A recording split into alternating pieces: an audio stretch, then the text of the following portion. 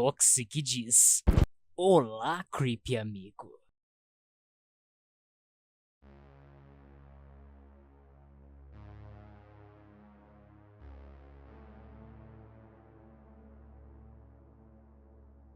Retirado do blog Caledon Local 21, abril de 2011.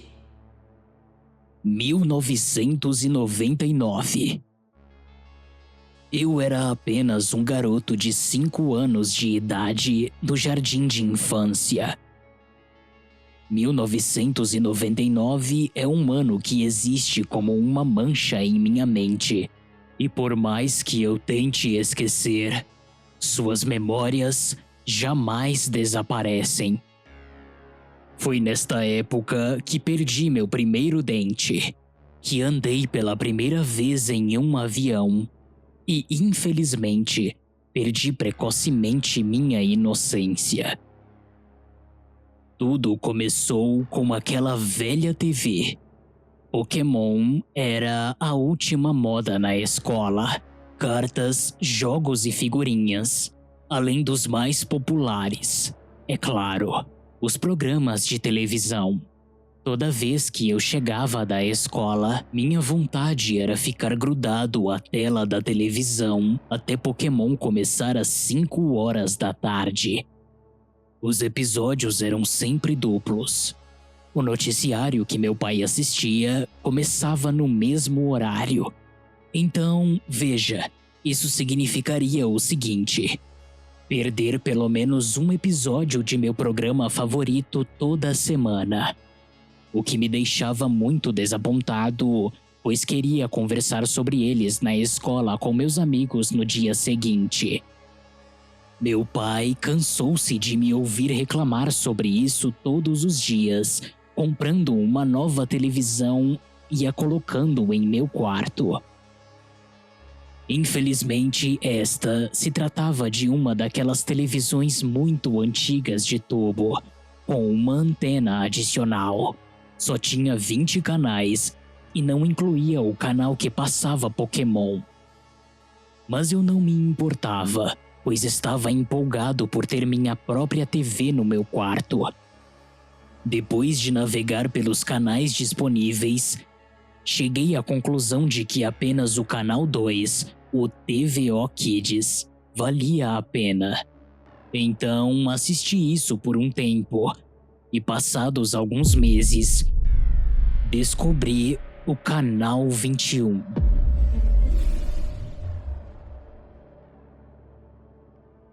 No mês de abril, enquanto folheava os canais, procurando algum que passasse Pokémon, me deparei com o canal 21.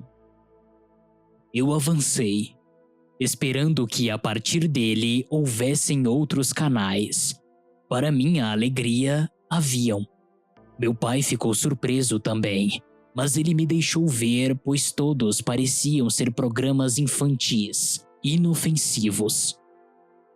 O canal chamava-se Caledon Local 21. E mais tarde eu descobri que realmente era transmitido da cidade de Caledon, Ontário, no Canadá. Uma cidadezinha de pouco mais de 55 mil habitantes, vizinha da cidade onde moro. Os programas que eu vi neste canal pareciam mal feitos. E eu nunca entendia exatamente o que estava acontecendo na maior parte do tempo. No entanto, eu cresci, e toda vez que me lembrava daqueles programas, eu os achava ainda mais sem sentido e confusos.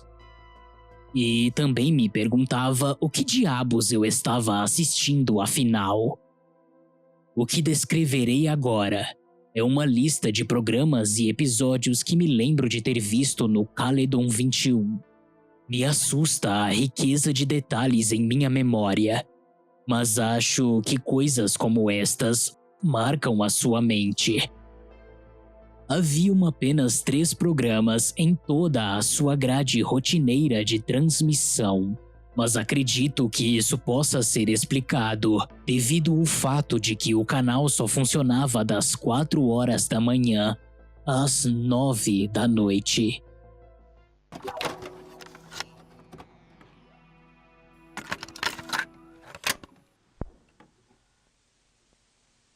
Abril de 1999. O Porão do Senhor Urso. Episódio 12. Este seria o tipo de nome superficial para ser usado nos dias atuais. Tenho certeza disso. O programa mostrava um homem vestido em uma fantasia de urso que recebia um visitante diferente em seu porão a cada novo episódio. Eram sempre crianças. O episódio começava com o Senhor Urso sentado em uma mesa jogando damas, sozinho. Ele ficou lá, sentado, por um bom tempo, até ouvir uma batida seca na porta.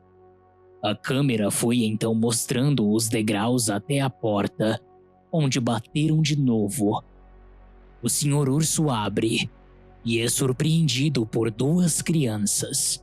Uma era um menino que aparentava ter cerca de 5 anos, a minha idade, e a outra era uma menina que parecia ter algo por volta dos 8 anos. O Senhor Urso dançou de alegria com a chegada das crianças e em seguida começou a conversar com eles. Pelo que me lembro, não era possível escutar uma única parte de sua conversa. Talvez isso se deva pela baixa qualidade do vídeo, que até mesmo para os padrões de vídeo daquela época era horrorosa. E diga-se de passagem, o Senhor Urso com sua voz abafada pela máscara não ajudava muito. Aquele homem de aspecto bizarro levou as crianças para o porão, pedindo-as que entrassem. Todo o lugar carecia de iluminação, sendo este o trabalho feito por uma luminária a óleo que repousava sobre a mesa. Eu realmente não me lembro de muita coisa, a não ser o cantarolar inaudível de uma música que não consegui distinguir devido ao som abafado de sua máscara de urso. O episódio terminava com ambos brincando de pique-esconde, com as crianças escondidas no armário e o Senhor Urso na contagem.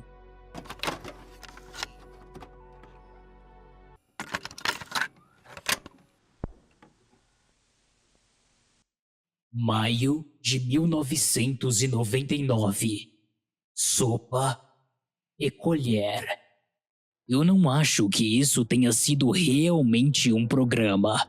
Acredito que este tenha sido o caso de algum filme de curta-metragem.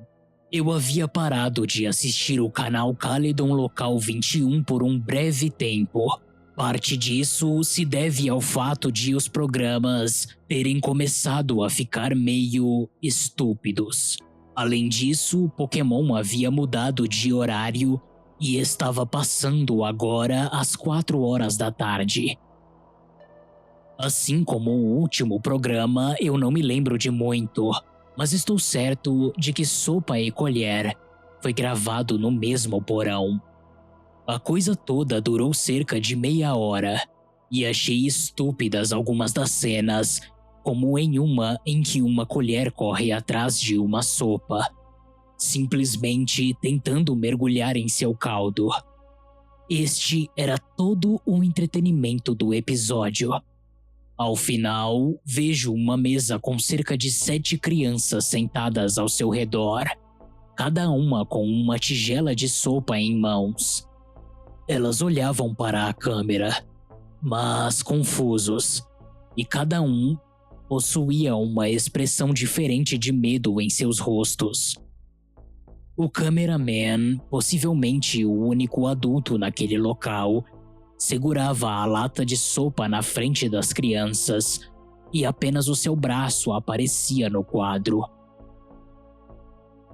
Colheres prontas. O vídeo simplesmente termina.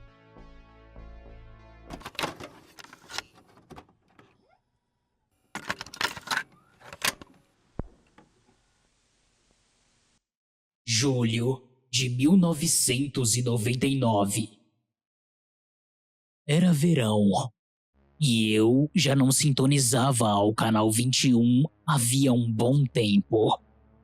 Um dia fui dormir na casa de um amigo e decidi verificá-lo novamente.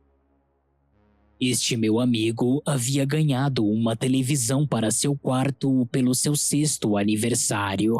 Por este motivo, ficamos acordados até tarde neste dia. 9h30, considerando os padrões daquela época. Foi quando me lembrei do canal 21 e resolvi mostrá-lo a meu amigo. Eu sinceramente não esperava que o canal ainda estivesse no ar. Mas para nossa surpresa, ele estava lá. A única mudança que pude observar de primeira havia sido nos horários da grade de programação. Através das grossas linhas de estática, assistíamos ao episódio 23 do Porão do Senhor Urso. Me lembro de este ter sido um episódio divertido para mim e para meu amigo, principalmente porque tinha palavrões. Mas quando penso nele hoje, me sinto culpado. Acredito que algo muito errado estava acontecendo naquela época. Algo bizarro ocorreu durante suas gravações. O episódio começa com a imagem da câmera deitada, de lado, enquanto gravava o Senhor Urso subindo as escadas para o porão. A câmera apaga por cerca de 1 segundo antes de abrir de novo, agora na posição vertical correta da tela.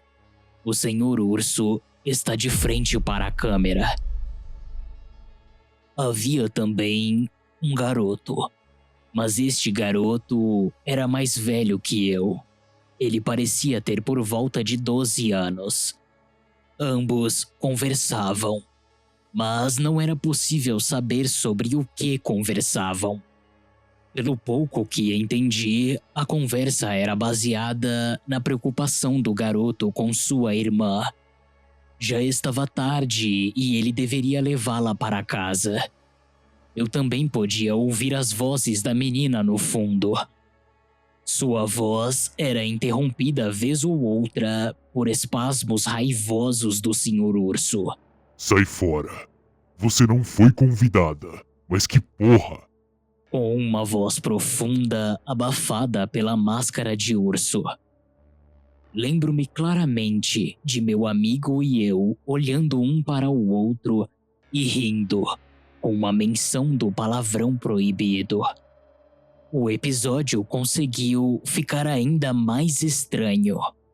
O garoto começou a subir as escadas antes de se virar e dizer que chamaria a polícia. Neste momento, o Senhor Urso começou a correr em direção a ele.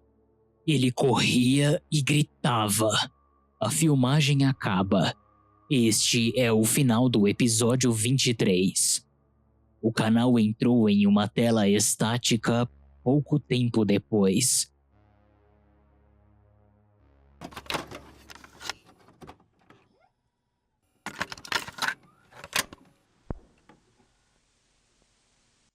Agosto de 1999.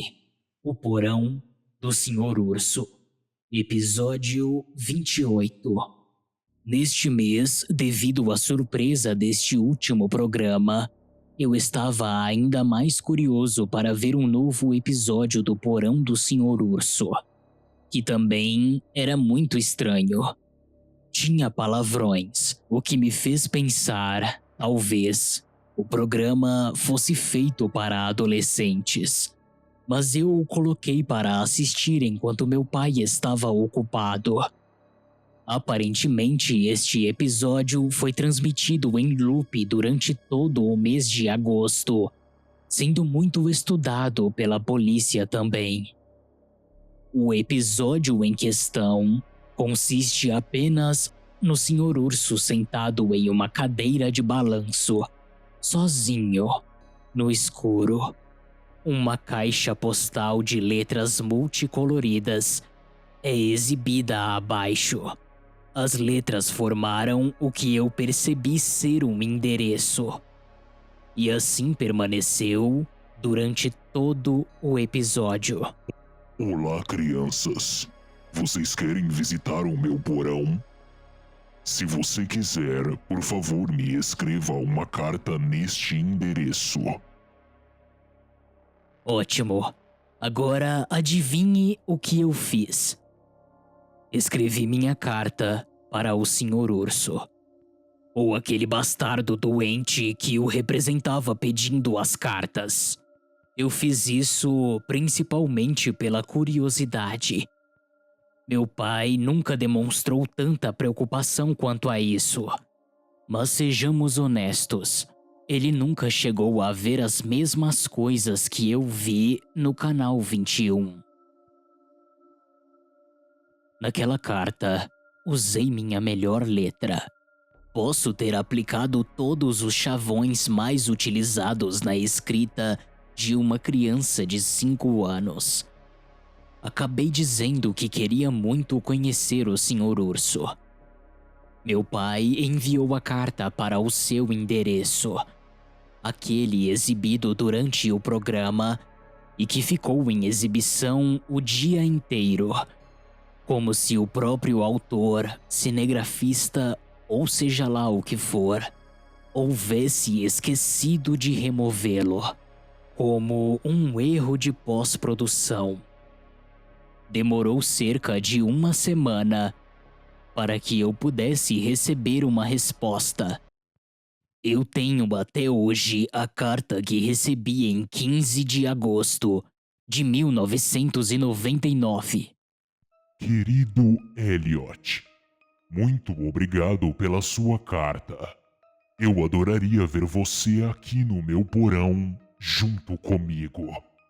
Nós iremos brincar, ver filmes e fazer uma fogueira no meio da floresta. Venha até minha casa, minha criança.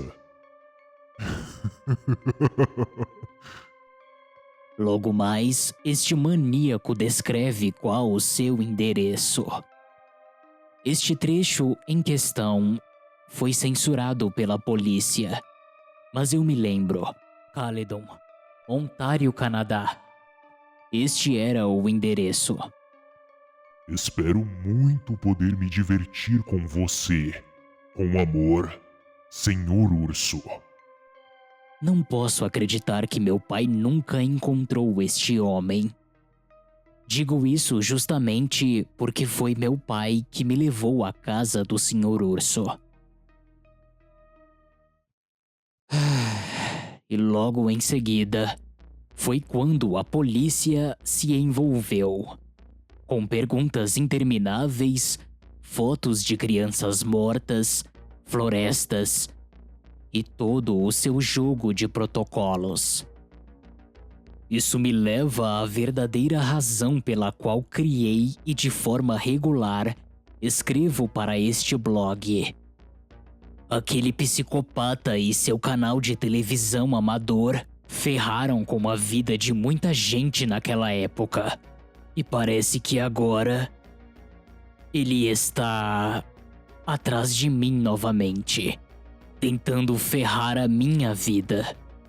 A sequência de memórias obscuras, como a polícia, Caledon 21 e o Sr. Urso.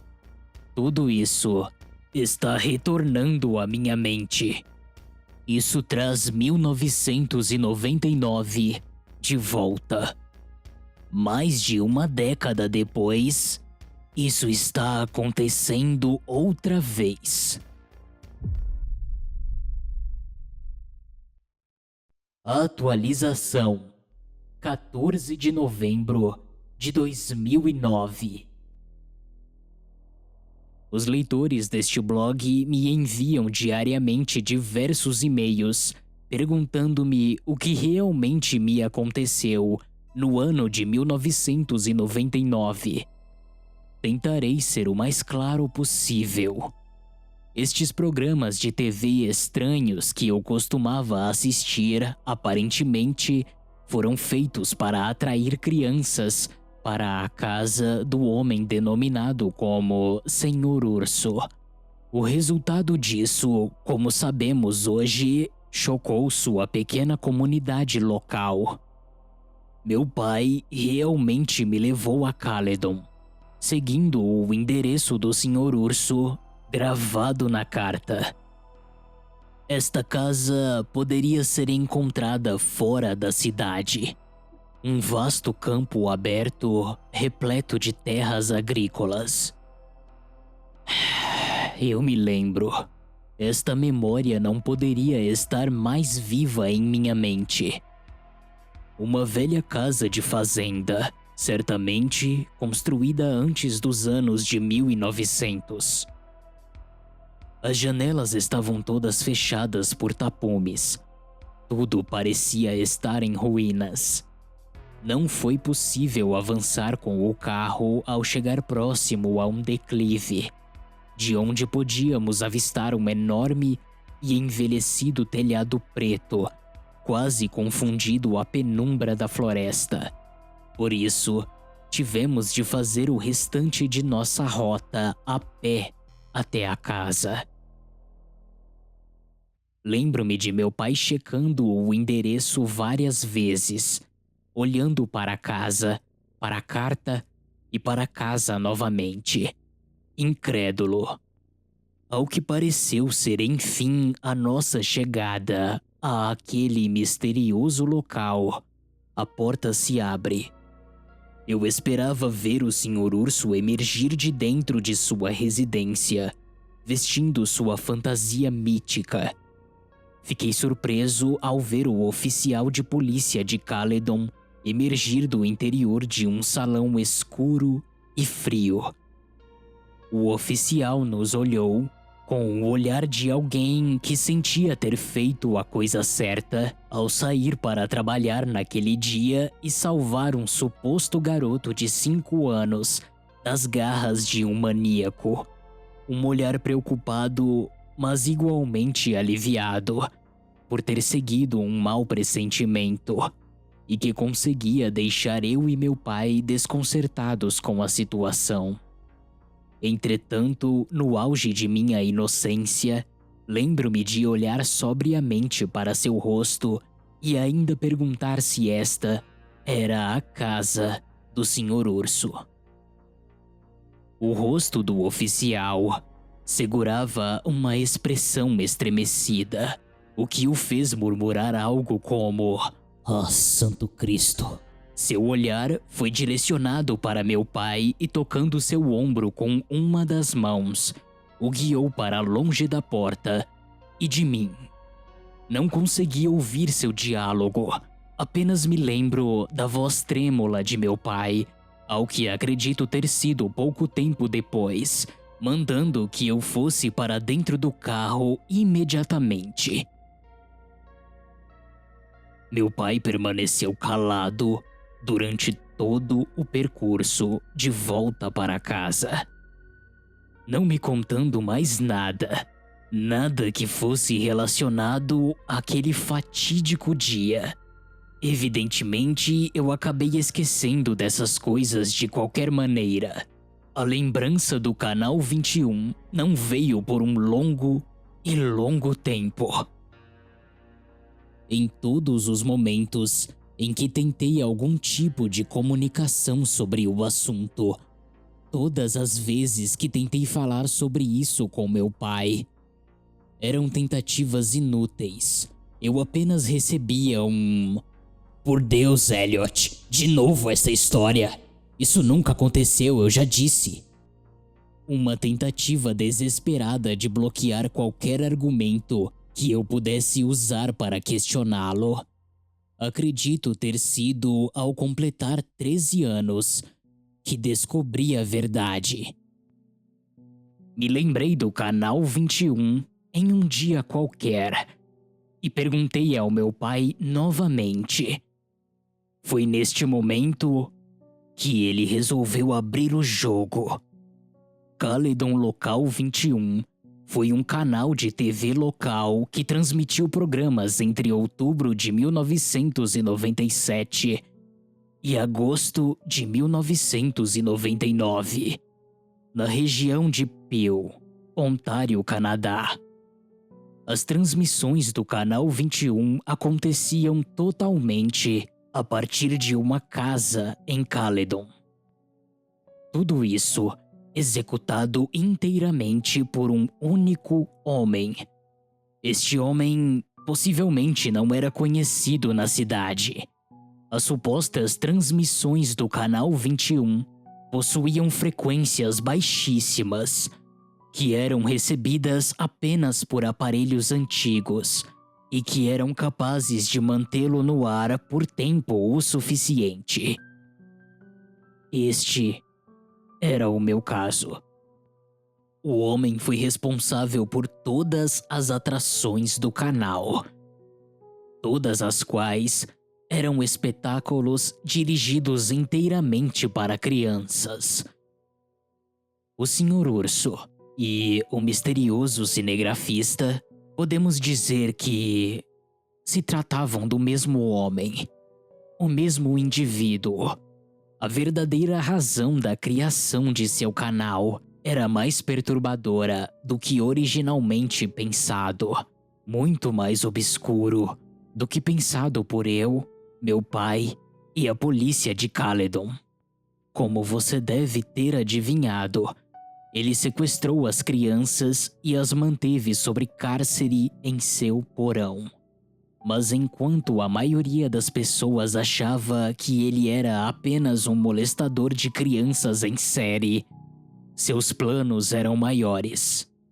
No dia em que cheguei àquela casa, ele havia fugido na noite anterior, um dia antes da polícia iniciar uma investigação. Eu não era o único que estava assistindo ao Canal 21.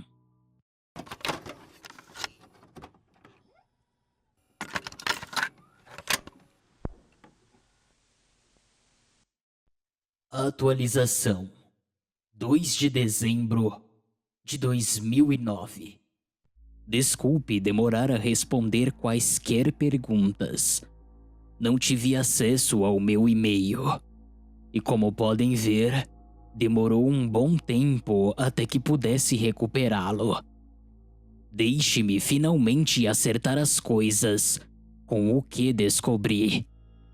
No mês de outubro, estive de volta à casa anteriormente propriedade do homem que dirigia Caledon 21. 2 mulheres viveram lá, operando uma creche. Tristemente irônico. Minha última postagem pode ter gerado muitas dúvidas naqueles que a leram. Então vamos lá. Tentarei responder da melhor forma possível. Quem mais assistiu ao Caledon Local 21, além de mim? Eu sei que outras pessoas com certeza assistiram. Principalmente aquelas que faleceram na casa. Algumas pesquisas no Google me revelaram fóruns dos quais discutiam justamente programas de Caledon Local 21. Imaginei que alguma porção de crianças houvessem assistido ao canal, mas não tinha ideia que fosse no mesmo volume como vi nesses fóruns. Os usuários discutiam sobre os mesmos programas infantis que eu assisti, mas também haviam outros. 2 programas que eu nunca havia assistido. Um usuário em especial, Eu Sou a Realidade, parecia ser o mais ativo entre todos os outros membros, conhecendo cada episódio de cada programa transmitido no Canal 21. Aqui estão 2 episódios dos quais não tenho conhecimento, mas que, segundo Eu Sou a Realidade, foram transmitidos em 1999. O Anjo Caído e Vida. Eu Sou a Realidade descreveu como um programa chato sobre um homem divagando na frente da câmera sobre como devemos agradar a Satanás e apaziguá-lo antes que seja tarde demais. Pinte com a alma. Eu sou a realidade e outro usuário, Zig92, estavam discutindo sobre este programa. Ambos o descreveram como sendo parecido com A Bruxa de Blair, uma vez que consistia em uma filmagem em primeira pessoa. Um homem gravava em torno de uma floresta durante a noite, sem fazer nada particularmente interessante. Acredito que devo procurar esta conversa novamente para entrar em detalhes e divulgarei para vocês. Onde está o Sr. Urso? Ou aquele homem que vestia a fantasia? Se eu soubesse, é claro que já teria dito antes. Eu não tenho nenhuma ideia de onde está este homem. Se está vivo ou morto. Espero que esteja vivo. Esta tarde terei um encontro breve com o oficial de polícia de Caledon, que também é amigo de meu pai. Posso conseguir uma resposta mais definitiva em relação ao paradeiro desse maníaco. Afinal, qual era o objetivo maior que o Sr. Urso tinha com o rapto das crianças? Lembro-me de ter escrito isso e ter sido bombardeado de perguntas como esta. O oficial de polícia com quem me encontrarei esta tarde já havia me revelado detalhes a respeito deste fato sombrio. Aparentemente, o dono daquela fantasia mórbida levava as crianças de seu porão para a floresta nas proximidades. O que ele fazia lá? Os 16 corpos carbonizados com idades entre 4 e 13 anos foram encontrados em uma vala, com 4 metros de profundidade aproximadamente. Acho que isso diz muito sobre sua atividade noturna na floresta. O oficial não quis entrar em detalhes exatos.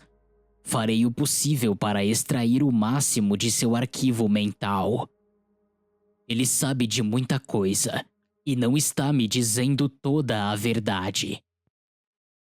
Por enquanto, isto é tudo. Obrigado por manter o interesse no meu blog e na minha jornada. Tentarei reunir o máximo de informações que puder para a próxima postagem. Estou realmente muito interessado nesta história. E nesse passado, deve ser o meu direito de finalmente saber o que diabos aconteceu em Caledon no final do último milênio. Atualização: 14 de janeiro de 2010. Me desculpem, eu não tenho postado nada aqui por um tempo. Eu meio que perdi o interesse por este blog. O real motivo de meu desânimo foi o fato de que percebi que o foco havia se tornado inteiramente procurar mais informações sobre o proprietário do Caledon 21. No entanto, há algumas semanas, eu encontrei uma mina de ouro. Encontrei um homem, e por meio dele, informações que considero úteis para este caso. Anthony Polo, meu antigo vizinho. O mesmo vizinho que me deixava encarregado a tomar conta de seus filhos pequenos, aventurando-se entre um baseado e outro durante seu trabalho como artesão. Tudo isso morando em um modesto bangalô em uma floresta fora das proximidades de Caledon. Mas esta mesma floresta seria palco do que ele descreveu como as atividades noturnas do proprietário do Canal 21. Ele descreveu que às vezes ouvia vozes de crianças provenientes das profundezas da floresta, bem como enxergava luzes brilhando a uma grande distância na direção das vozes. Polo me contou que estes eventos começaram no final de 97. E aqui eu deixo uma breve nota explicando que este ano, como mencionei anteriormente, trata-se do mesmo período em que Caledon Local 21 começou a ser exibido. Polo acabou se irritando com os barulhos frequentes, ou talvez também tenha ficado intrigado com essas ocorrências, resolvendo investigá-los por conta própria. O homem descreveu como a cena toda se parecia quando chegou ao ponto crucial de seu relato. Havia um grupo de crianças e ele estimou uma quantidade entre 13 a 17 crianças, ambas com idades entre 5 e 12 anos, reunidos em torno de uma grande fogueira. Com eles havia um único adulto. Polo conversou com o homem, observando sua aparência desleixada e incomum, assemelhando-se, nas palavras dele, como a de um viciado em drogas. Ao questionar o que o homem estava fazendo no meio de uma floresta, cercado de crianças, ele disse que estavam em uma espécie de acampamento e que ambos o faziam com frequência. Polo não suspeitou de nada, lembrando, é claro, do fato de que Caledon é uma das províncias com as menores taxas de criminalidade do Canadá. Então por isso, Polo simplesmente deixou para lá e pediu que fossem apenas um pouco mais silenciosos. Ele em seguida fez uma pausa, antes de me explicar que eles nunca respeitaram seu pedido de moderação. Pelo contrário, por vezes ele ouvia as crianças cantando alto, em uma língua desconhecida. Eu disse a Polo que aquele homem provavelmente era o proprietário do Caledon Local 21, mas ele duvidou, uma vez que, pelos comentários dos vizinhos, descobriu que o homem estava se mudando para Pickering, uma cidade próxima à capital, Ontário. Reunindo os dados que tenho até o momento, aqui está o que sei até agora. O homem levava as crianças para a floresta regularmente para acampar. A fogueira que Polo descreveu pode ter sido facilmente feita no mesmo local onde a cova com os corpos das crianças foi encontrada. As crianças que Polo viu aquele dia eram provavelmente as vítimas, encontradas mortas. Vou discutir isso com Mitchell, o amigo de meu pai, e ver se isso corresponde com algo que a polícia saiba sobre o caso. Também quero saber se eles possuem qualquer outro conhecimento sobre algo mais que tenha sido exibido no Canal 21 e que eu não saiba. Atualização: 10 de fevereiro de 2010. Boas notícias, meus caros. Conversei com Mitchell recentemente e ele me revelou algumas informações relevantes. Primeiro, perguntei se a polícia tinha qualquer informação sobre o homem que dirigia Caledon Local 21. Alguma informação adicional. Eles apenas teriam obtido as mesmas respostas durante anos, sem nunca encontrar um suspeito. No entanto, a polícia regional de Peel tem algumas fitas de vídeo encontradas na casa onde Caledon Local 21 foi transmitido. Mitchell me levou à delegacia para que eu pudesse assistir às 3 fitas encontradas. Aliás, acredito não ter dito muito a seu respeito.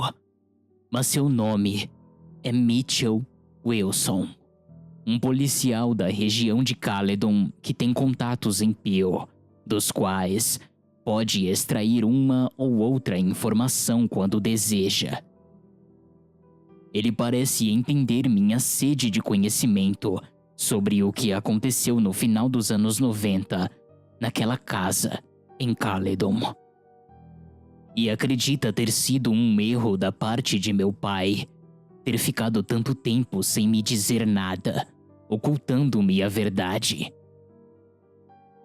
Ele me levou para a delegacia de polícia na Estrada Davis. Para quem não sabe, é a maior estação em Caledon, uma das maiores na região de Peel.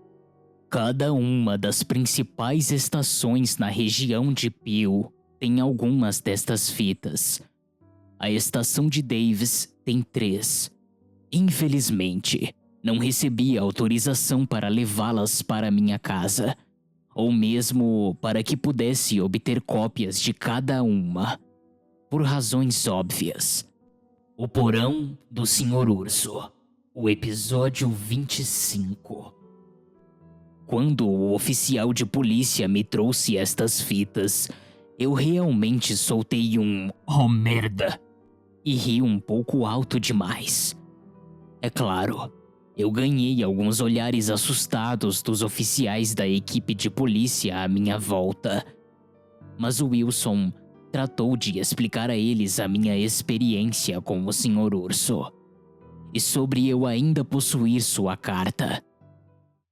Como nos episódios anteriores, este inclui o mesmo homem vestido no mesmo traje, uma fantasia de urso.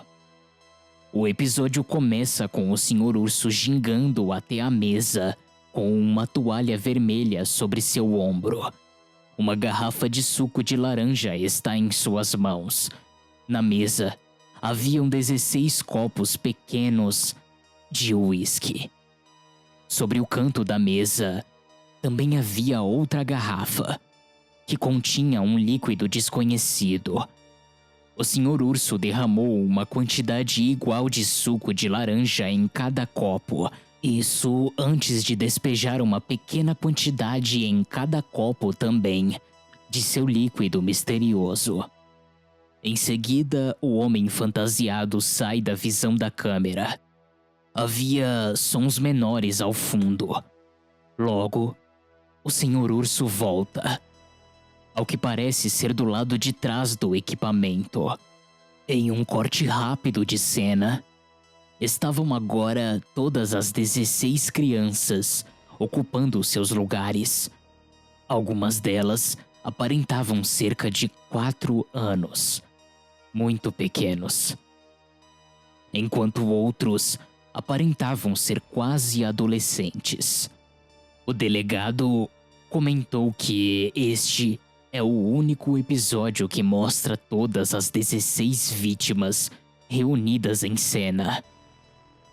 Todas pareciam bastante contentes, exceto por uma, que tinha hematomas visíveis no corpo inteiro. Ao contrário das outras crianças, esta tinha uma expressão de medo. Este garoto aparentava ter cerca de 11 ou 12 anos. O que me levou a reconhecê-lo. Este era o mesmo garoto preocupado com sua irmã no último episódio, e que posteriormente teve um destino desconhecido no episódio 23, que assisti em julho de 99. Quando contei isso ao oficial, recebi sua confirmação como resposta. Aquele se tratava realmente do mesmo garoto. Descobri que ele também foi destaque no episódio 24, que foi ao ar somente uma única vez, em julho de 99, às 3 horas da tarde. A polícia não havia encontrado sua irmã. O Sr. Urso então começou a cantar uma música sobre frutas cítricas e os benefícios da vitamina C. Eu mal podia entender a letra. A maldita máscara de urso abafava o som novamente. Era mórbido. As crianças todas beberam seu suco, exceto o garoto do episódio 23, que o fez em seguida relutantemente, percebendo, pelo que entendi, um olhar fixo em sua direção. Um olhar que vinha de trás da câmera. O episódio terminou. Depois de ver todas as 3 fitas, fiquei um tempo olhando para a tela agora apagada da pequena televisão no escritório de polícia. Fiquei satisfeito, mas nem tanto. Ainda faltavam partes a serem descobertas nesta história. A polícia continuava me dando sempre as mesmas pistas, me dando sempre a mesma porcaria sobre o criador de Caledon Local 21 ser um pedófilo fetichista, bem como um praticante de estudos ocultistas. Mas isso se deve talvez ao fato de suas estranhas atividades na floresta, que, junto ao fato da morte das crianças ter sido rapidamente associada a algum tipo de sacrifício humano. Mas isso não é o suficiente. Eu sei que ainda existem mais fatos a serem descobertos. Sei que existe muito mais além disso. Muito mais além do que querem que eu enxergue. Preciso terminar por agora. Estou quase atrasado. Quando sair da faculdade, irei atrás de mais informações. Tentarei voltar a escrever neste blog e continuar minhas gravações. Espero poder voltar o mais rápido possível. Atualização: 8 de maio de 2010. Em 17 de abril, eu finalmente consegui tirar minha carteira de motorista e dirigi para Caledon, em um pequeno passeio. Não tenho atualizado este blog há algum tempo, e as gravações também ficaram de lado, e por isso percebi que poderia muito bem visitar a casa onde o canal infame de minha infância foi localizado. A casa parecia diferente do que quando a vi pela primeira vez em outubro. O lugar não era mais usado como uma creche e ficou lá, abandonado. No entanto, havia uma pequena placa de vende-se, mostrando que alguém ainda a possuía e agora procurava se desfazer da casa. O local trouxe memórias nebulosas à minha mente, e um sentimento de temor veio sobre mim. O que aconteceu com aquelas crianças enquanto elas estavam vivendo naquela casa? Uma rápida ida às escadas na porta da frente me revelou uma janela. A mesma janela na qual, em um momento de curiosidade quase inocente, me inclinei para ver por dentro da casa. Em seu interior, eu vejo um corredor quase vazio, com algumas caixas no fundo. No final do corredor havia uma porta aberta. Presumivelmente, poderia me dar acesso à cozinha. À esquerda, havia mais outras 2 portas. Ambas aparentemente levavam aos quartos que poderiam ser vistos pelas janelas de fora. Eu me perguntava onde era a entrada do porão que foi localizado. Se tinha sido selada. Andando pelo corredor da casa, eu encontrei minha resposta. 2 portas de madeira que se encontravam em um ângulo quase plano foram fechadas com um cadeado. E com certeza, ambas levavam ao porão. Não querendo ficar por ali, você não imagina o que se passou em minha mente naquele momento. Resolvi partir. Atrás da casa, um campo vazio se prolongava até chegar a uma densa floresta. A mesma se alinhava ao horizonte. Eu me perguntei se esta fora a floresta onde os corpos das crianças foram encontrados. Pensei, foda-se, e comecei a andar pelo campo em sua direção.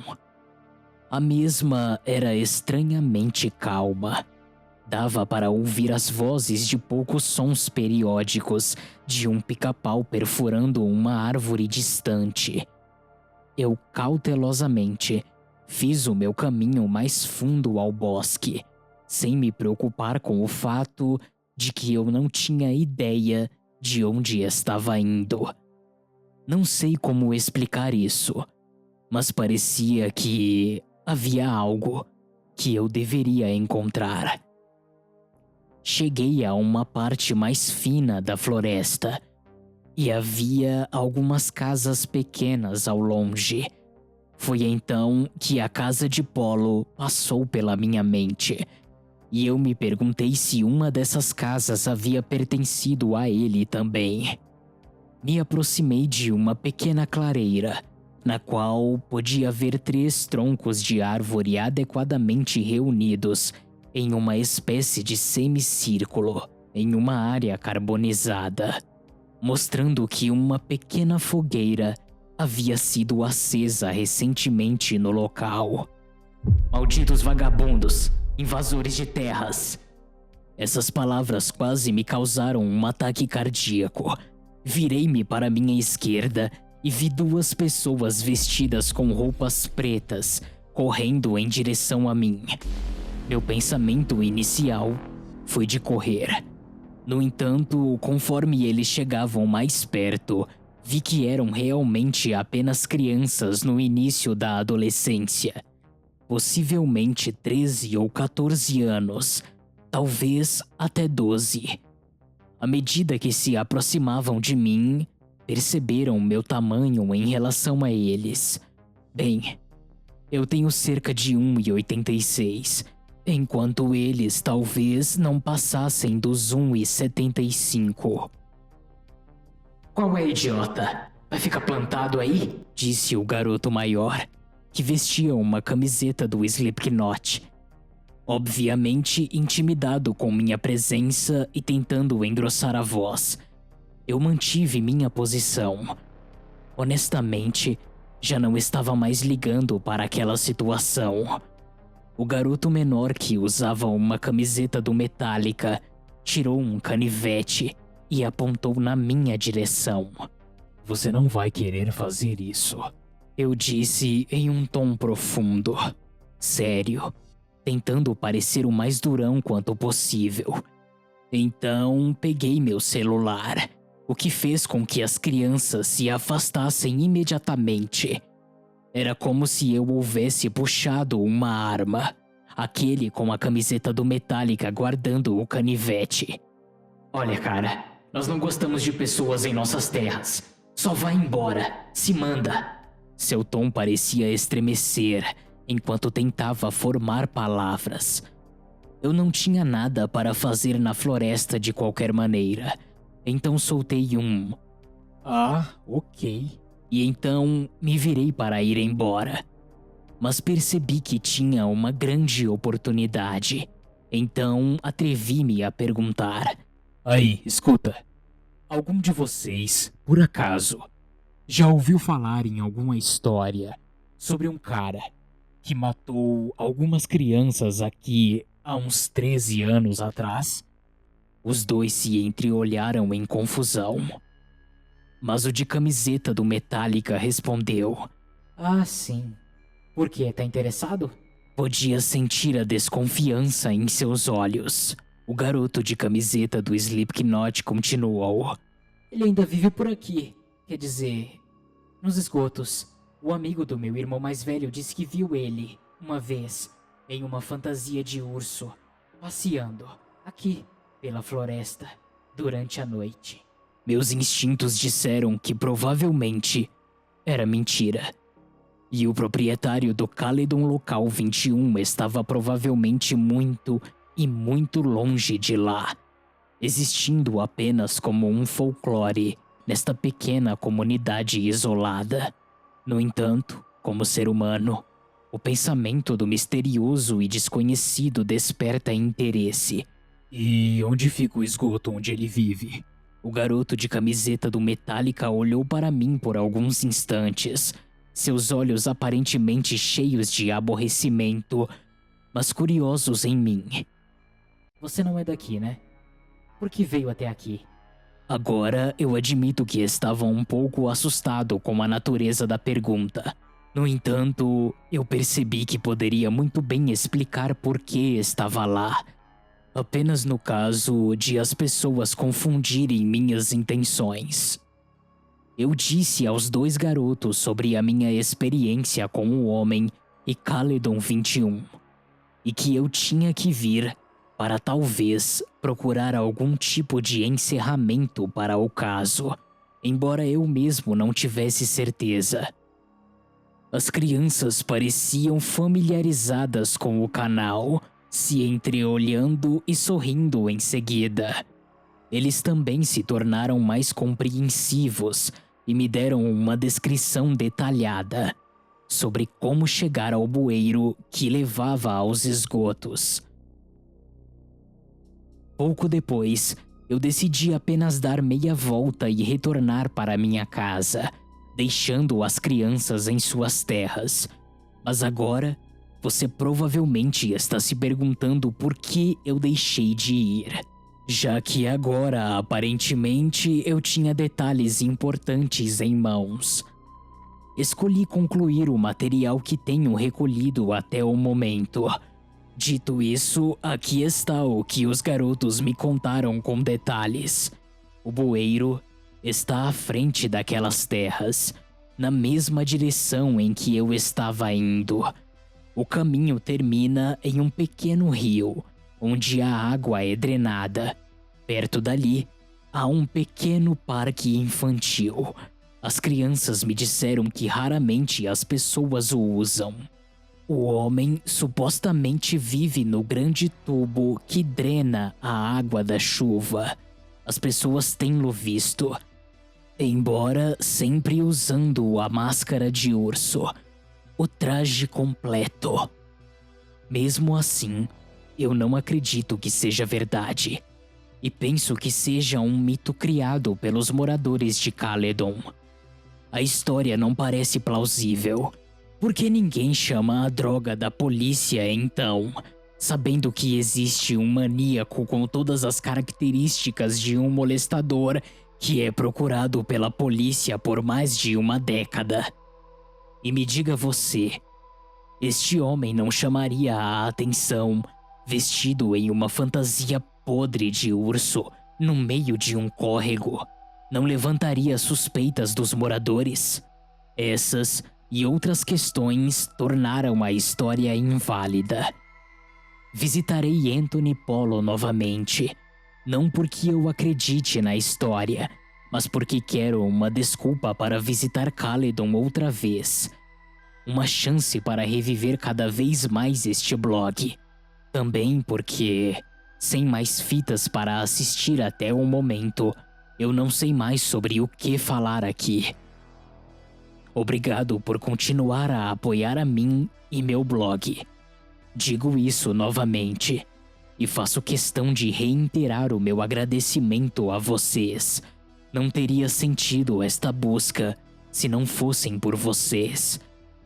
Eu sei que muitos estão ansiosos para obter mais informações sobre o que aconteceu em Caledon durante o ano de 1999. Atualização 5 de abril de 2011. Tem sido um longo ano para mim. A universidade tem me presenteado com muitas noites sem dormir, especialmente depois que me transferi para a capital, o lugar certo para quem quer se divertir. Falando de uma forma sarcástica, porque odeio este lugar. Mas agora, retornei para a casa de meu pai, na cidade onde cresci. Eu cheguei em casa no dia 18 de dezembro. Fui visitar amigos e familiares, ou pelo menos o que eu preferia ter feito, já que o feriado festivo que eu geralmente tenho neste mês terá de ser suspenso por enquanto. Atendendo às centenas de e-mails e comentários que recebi, sim, há mais fitas que Mitchell quis me mostrar. Estas fitas, no entanto, agiram como uma maldição sobre mim. Eu quero saber mais, mas, ao mesmo tempo, eu quero esquecer de tudo. Eu necessitava de mais informações. Sei que todos vocês estão intrigados, querendo saber os próximos capítulos desta história. No entanto, devo dizer que, depois de ver estas fitas, eu sinto aquele poço de medo dentro de mim outra vez. Esse sentimento de saber que todas aquelas crianças nos vídeos estão mortas e que eu poderia ter sido uma daquelas crianças. Que eu poderia estar assim como elas, sobre 7 palmos de terra neste momento, inteiramente carbonizado. A humanidade é um lugar escuro, muito escuro. Se você não pulou nenhuma parte até agora, eu espero que não tenha pulado. Bom, estas são as informações que tenho até agora. Na última semana, em 1º de janeiro, liguei para Mitchell. Queria saber se ele teria um tempo para que eu passasse por lá para ver as fitas. As coisas estavam bastante lentas na estação por conta de uma tempestade de neve, mas ele me disse que eu poderia ir para lá a qualquer momento do dia. Ele daria um jeito para que eu pudesse ter acesso às fitas. Então, eu enfrentei as estradas lamacentas e os terríveis motoristas pelo caminho e, chegando à delegacia regional de Peel, encontrei Mitchell em frente a uma escrivaninha.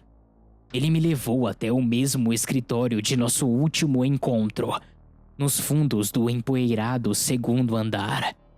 Fui instruído a esperar enquanto ele corria para pegar as fitas rapidamente, como se estivéssemos fazendo aquilo extraoficialmente. E acredite, isso não parecia emocionante como nos filmes. Antes que pudesse analisar com mais calma o escritório vazio, cercado de caixas de arquivos à minha volta, vejo Mitchell se aproximar com 2 fitas VHS em suas mãos. Ele se virou para mim.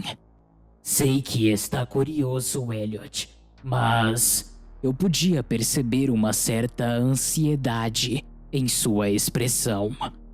Você tem certeza de que quer fazer isto? Está brincando? Mas é claro que sim. Além disso, Mitchell tinha mexido os pauzinhos para me fazer chegar até lá.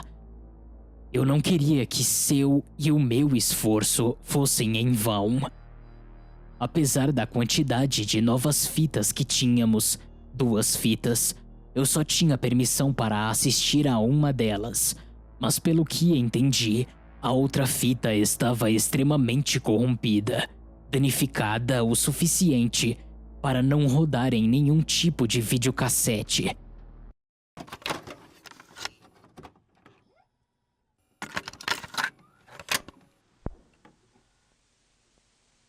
O Porão do Sr. Urso.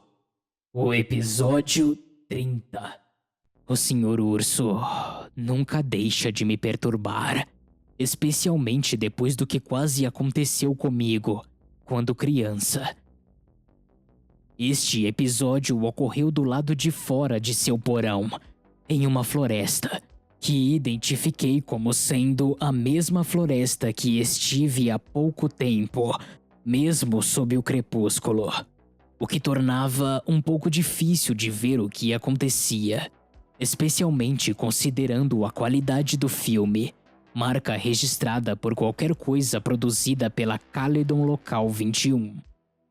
O episódio começou com uma tentativa de focar a imagem da câmera nas patas da fantasia de urso. A câmera é direcionada a seu rosto logo em seguida. Aquela maldita máscara de urso parecia mais sinistra sob a penumbra das árvores. Olá, crianças. Hoje eu farei uma coisa maravilhosa para meus amigos. Levá-los a uma terra distante, onde eles vão certamente ser muito mais felizes do que aqui. O Senhor Urso virou a câmera ao seu redor para mostrar um trator atrelado a um trailer. O que mais me chamou a atenção é que neste trailer, através de sua janela, eu pude ver várias crianças que encontravam-se paradas lado a lado em cada uma das janelas, olhando pelo lado de dentro para o homem com sua câmera. Vejam, meus amigos estão esperando para se divertir esta noite. Mas há mais uma porção deles que estarão a caminho em breve. O Senhor Urso se virou, apontando a câmera para uma grande lona no chão. Ele puxou a lona, revelando um buraco de profundidade abissal, que deveria ter aproximadamente 4 metros de profundidade e, igualmente, talvez cerca de 4 metros de largura. O resto do episódio consistiu em o Senhor Urso pegando cada uma das crianças e as jogando no buraco, todas desacordadas. Ele repousou a câmera sobre o gramado, onde se podia ver o buraco, as lonas, a pá utilizada para cavalo e seu andar desleixado sobre a fantasia, em direção ao trailer, onde ia e voltava, com uma ou outra criança sobre seus ombros. Ele repetiu esse processo diversas vezes, até que todas estivessem estiradas dentro do buraco. Perguntei a Mitchell se elas já estavam mortas neste momento, e ele sacudiu a cabeça negativamente em resposta. Ainda não. Sua resposta me arrepiou. Logo, todas as crianças estavam no buraco, algumas em posições incômodas, me causando um terror e uma aflição gigantescos, devido à forma como foram jogadas. As mesmas permaneciam inertes. A vitamina C certamente irá ajudar estas crianças. Uma grande jornada as espera. Ele diz friamente, movendo a câmera para várias garrafas de gasolina depositadas ao lado das lonas no chão, com a câmera fazendo zoom nas garrafas. O Senhor Urso cantarolava. Fim do episódio. Atualização: 21 de janeiro de 2018. Eu queria atualizar mais. Eu realmente queria. No entanto, determinadas circunstâncias têm me desligado da coisa toda com Caledon Local 21. Eu recebi desde então centenas de e-mails sobre meu blog. Fui até mesmo contatado por uma revista para contar minha história. Creio ter chegado a hora de colocar as coisas a limpo para todos vocês. Onde estive por tanto tempo? Digamos que eu abri uma verdadeira caixa de Pandora em junho passado, quando assisti à segunda fita, que estava em posse da sucursal da polícia de Bramley, e que Mitchell teve acesso, e que consequentemente eu teria acesso em seguida. O outro assunto que gostaria de abordar aqui é em relação ao número de piadas e e-mails falsos que tenho recebido de pessoas que afirmam ser o Senhor Urso. Mas bom, obviamente, sei que são falsos, então esqueçam. Mas vamos à segunda fita, o ponto central de meu trauma, me fazendo parar com minha busca, ao menos temporariamente. Depois de algumas semanas em silêncio, decidi pedir a Mitchell para vê-la. Ele próprio havia escondido ela de mim por um bom tempo. Eu não sei porquê, mas senti que quando assistisse a esta fita, teria um fechamento para esta história, algo que fosse conclusivo. Mitchell estava, obviamente, relutante em me mostrar, mas fui persistente. Sua oferta de me fazer esperar até completar 20 anos em junho para que pudesse ver a fita não funcionou como ele esperava.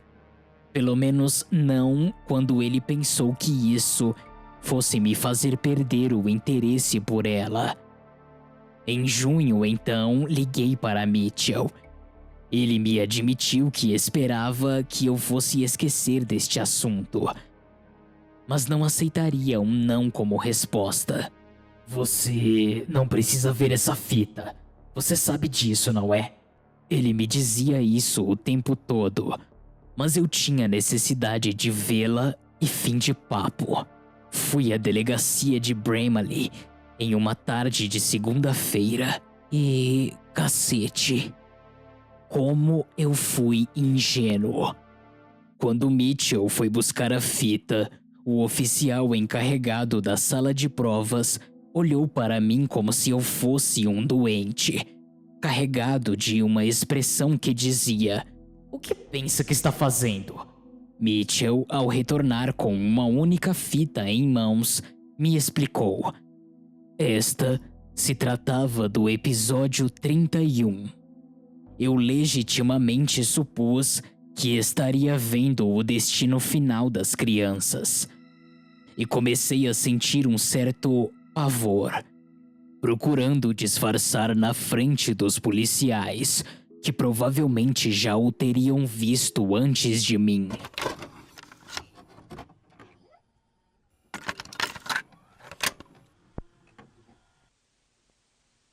O Porão do Sr. Urso, o episódio 31.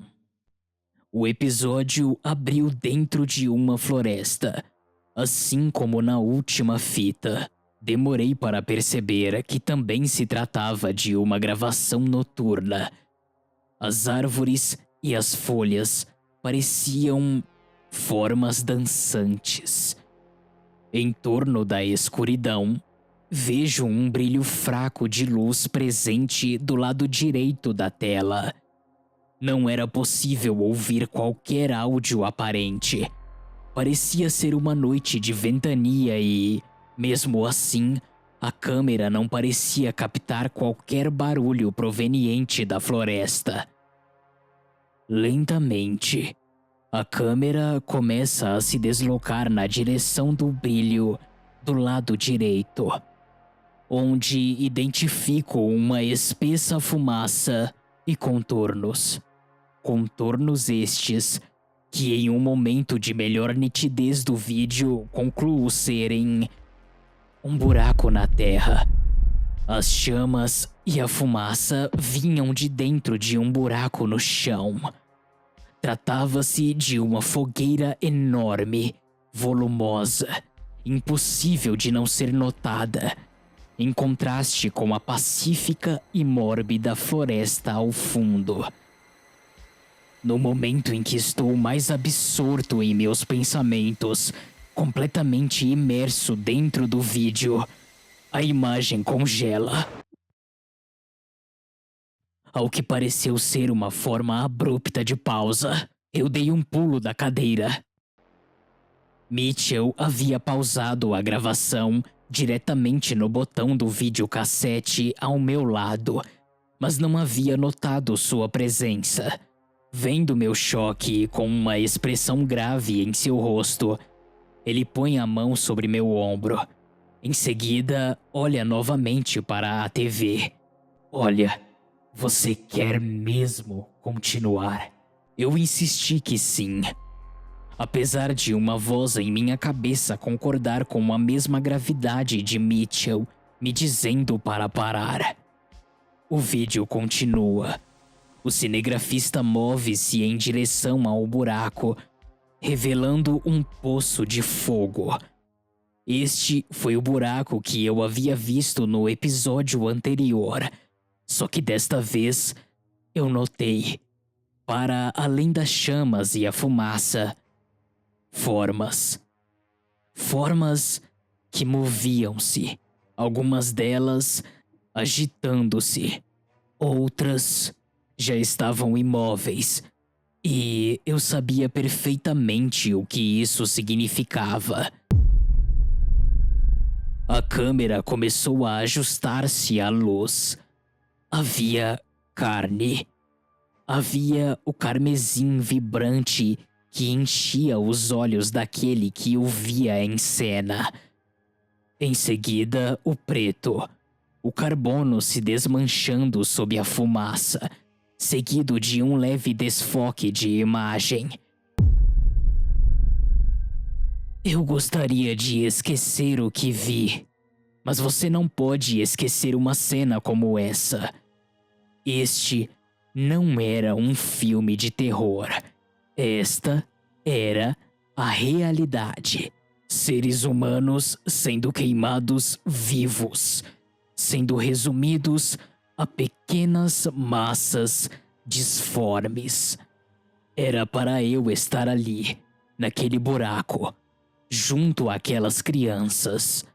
Eu deveria ter sido uma das vítimas, mas não fui, por obra do destino. O vídeo de repente corta para o alvorecer. A câmera posicionada agora está mais longe do buraco. O fogo havia acabado. No entanto, ainda havia o resquício de fumaça da noite anterior. A figura, que foi à frente da tela, eu reconheci imediatamente. Outro corte mostra a roupa do Sr. Urso colocada ao chão. E vazia, ela parecia tão inanimada, sendo colocada em forma de cruz. O cinegrafista fez uma volta em torno da roupa, tratando-a em sua filmagem como um artefato estimado. Colocado à frente da fantasia, havia um sinal em letras vermelhas vibrantes. INRI foi impresso. O cinegrafista se voltou para uma das extremidades da fantasia, dando zoom na face de Urso. O episódio terminou, finalmente. Eu fiquei sem palavras. Foi como um sonho. Você pode encontrar um monte de coisas terríveis na internet, mas eu nunca havia visto nada assim. Mitchell perguntou-me se eu estava bem. Respondi falsamente com um trêmulo sim. Podemos dizer que ele não parecia muito confiante em minha palavra, mas resolveu deixar por isso mesmo. E ele estava certo. Eu tive pesadelos durante semanas. Eu desisti. Não me importava com mais nada. Um homem doente, queimando um bando de garotos vivos, atraindo-os através de um canal de televisão para crianças falso. Eu poderia ter sido uma dessas vítimas, mas eu ainda estou aqui. Eu deveria ser grato, mas me sinto culpado. 10 meses depois, eu estou de volta, mas agora preciso acertar outra coisa. Meu e-mail foi inundado com mensagens. Algumas pediam mais detalhes, outras perguntaram se eu podia enviar cópias das fitas, e ainda outras mais me enviaram e-mails afirmando ser o Sr. Urso. Em primeiro lugar, nem mesmo eu, envolvido no caso, posso obter as fitas.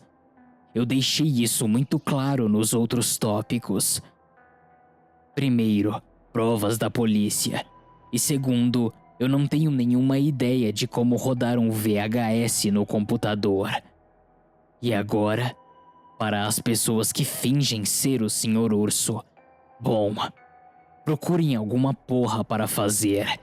Vocês não estão me enganando. Quando existem dezenas de pessoas que fingem ser uma única pessoa, isso não funciona. Eu mesmo vi um Caledon Local 21 falso no YouTube.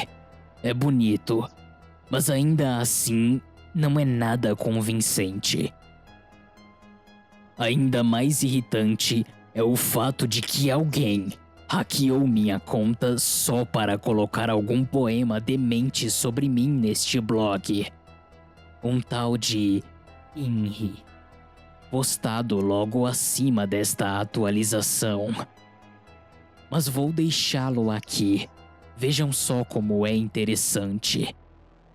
Contatando um administrador sobre o caso, ele me disse que esta postagem foi feita no Dia das Bruxas. Oh, que assustador! Também foi anexado no e-mail, que assumo também ser falso. Eu estou bem sobre o episódio 31 agora, mas as imagens que vi ficarão comigo para sempre. Antes de ir embora e deixar este blog, eu gostaria de fazer uma última postagem. Eu entrarei em contato com Mitchell Wilson novamente e espero conseguir assistir às outras fitas na posse de outras delegacias na região de Peel. Atualizarei vocês quando puder. Eu tenho certeza que isso não vai demorar muito. Talvez não demore mais um ano de novo. Obrigado a todos que ainda leem este blog. A minha caçada talvez não vá terminar tão cedo. Atualização. Data desconhecida. Por Inri. Era uma vez um rapaz chamado Elliot. Elliot era um menino inteligente que adorava brincar com seus amigos. Um dia, ele assistiu um programa de televisão sobre um adorável urso e seus pequeninos amigos. As crianças adoravam ajudar uns aos outros, como boas crianças faziam. Mas eles também adoravam o Sr. Urso. O Sr. Urso amava as crianças, uma vez que as crianças eram tão boas com ele quanto com um anjo caído. As crianças e o urso queriam brincar para sempre. Mas o anjo caído precisava de ainda mais ajuda. Por isso, as crianças tiveram que fazer um sacrifício final. Porque é isso que os amigos fazem, Elliot. Eles ajudam uns aos outros. Ajude-nos, Elliot. Elliot, grave com a gente. Eu quero você, Elliot. Ele quer você, Elliot. Volte para o meu porão. Peço, por favor, com açúcar de confeiteiro e glacê no topo. Senhor Urso.